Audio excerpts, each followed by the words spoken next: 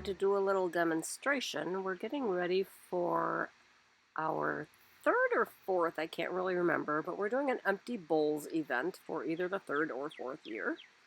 And this is a bowl that I made a couple of days ago, so it's dried up to a nice leather hard stage, and now I am trimming away at the bottom and just trying to decorate it up a little bit. I don't like to always leave my bowls plain, so I like to kind of give them a little bit of little extra creativity. So here I'm making a little foot on the bottom. It's actually, I call it a fake foot because I most times do not carve out the inside to make an actual foot ring. I just leave the bottom foot, like the whole thing, flat. And mostly I do that because I notoriously throw thinned bottom pots. So I don't usually have enough clay left at the bottom there to actually trim a foot ring on there. So I have this nice little trimming tool. I can finger smooth the edges as I'm trimming away.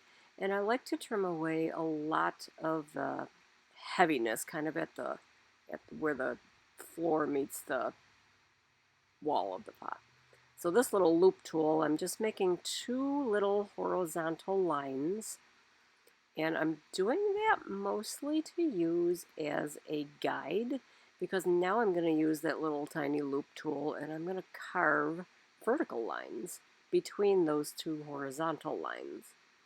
So again, I like to kind of dress things up a little bit, don't always like to leave things plain, because anytime that you have a change in the surface of your clay, whether it be from carving, whether it be from your trimming tools, or just even your finger marks on the clay, anytime there's a change in the surface, it makes your glaze do really pretty things because your glaze is going to break on that change in surface.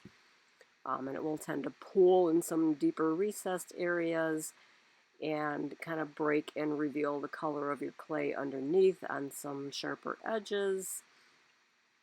So this kind of carving, and I'm going to glaze this in my blue glaze because I tend to like that the best when the glaze breaks on those surface changes.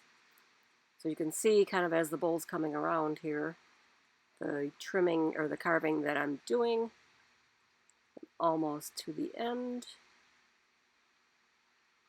Hopefully this will be a nice popular bowl and we can charge a little bit more for this one because an Empty Bowls event is a fundraiser.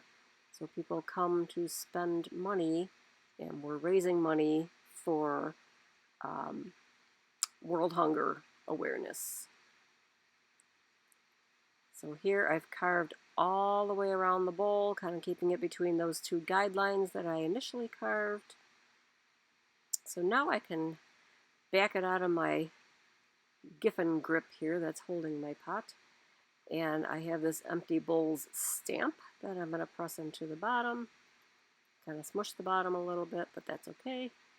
But it leaves this really nice marking.